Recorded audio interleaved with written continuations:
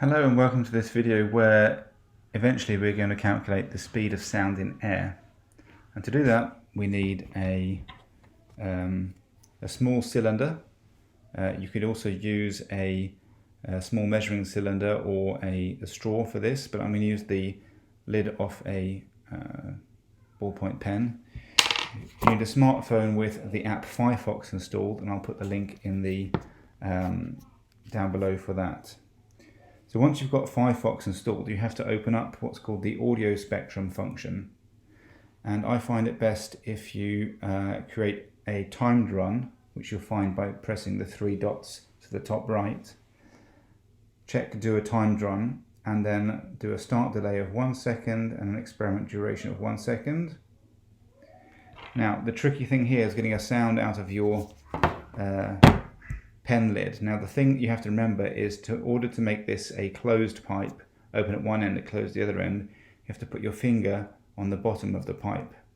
Just try blowing. Now to get a sound you have to blow across the top of the lid, a bit like as you're blowing a panpipe. Once you've got the hang of it, press play on the Firefox app and record the tone that you hear, the audio spectrum.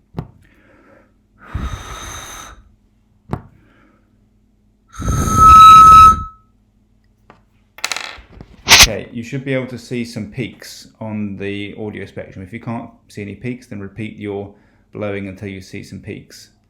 Notice this is a log-log axis, so the peaks look a bit squashed up the further to the right you go. Now we want to export this to somehow and plot the read off the frequencies, the peaks of the odd harmonics.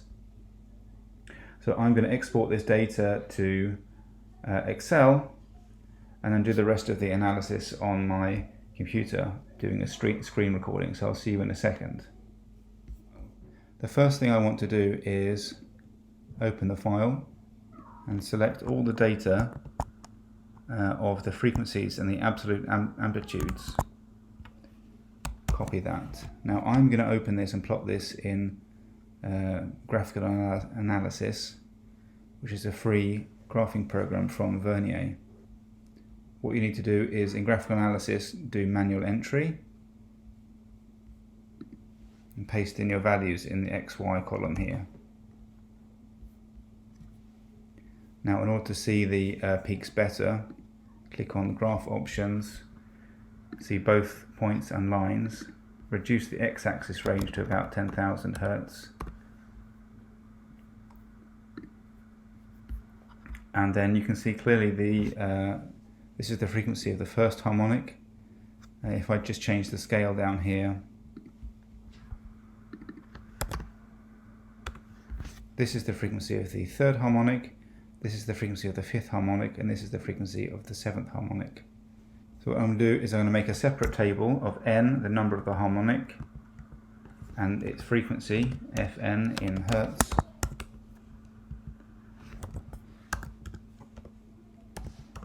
So I can see the first, third, fifth and seventh harmonic, and reading off the graph,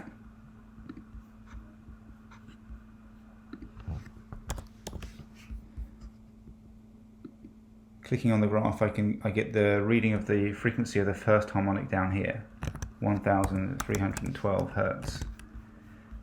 Changing the scale again so I can see the other harmonics. The frequency of the peak of the third harmonic is approximately 3867, and the fifth harmonic 6394. 98, sorry, and the seventh harmonic is approximately 8859. Now I'm going to make a new graph,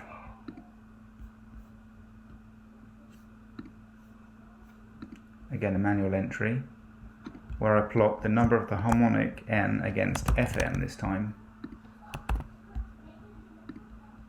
Just change my column options, so x is n, has no units, Y is the frequency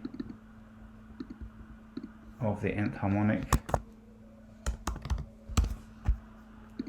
in hertz. Now if I apply a curve fit to this, a linear curve fit, I get a gradient of 1259. If I then multiply that by,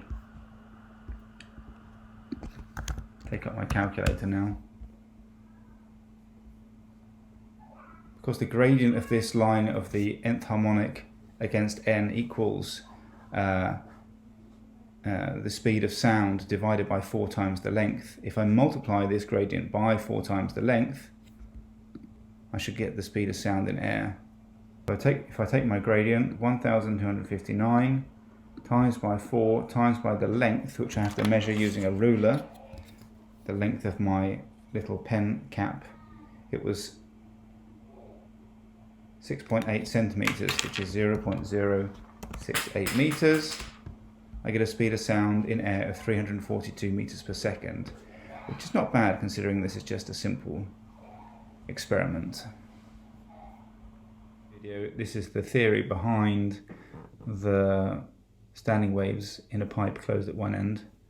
For the fundamental frequency, I can fit in exactly a quarter of a wavelength. So the length of the pipe corresponds to a quarter of the wavelength, which means the frequency of the fundamental is equal to speed of sound v over 4L, where L is the length of the pipe. For the third harmonic, we get 3 lambda over 4 for the length. Therefore, the frequency of the third harmonic is 3v over 4L. The length corresponds to 5 quarters lambda 5 for the fifth harmonic. So the fifth harmonic's frequency is 5v over 4L, and so on. So the frequency of the seventh harmonic is 7v over 4L, and you see the pattern. So in general, the frequency of the nth harmonic is nv over 4L, where n is the odd integers, v is the speed of sound in air, and L is the length of the closed pipe.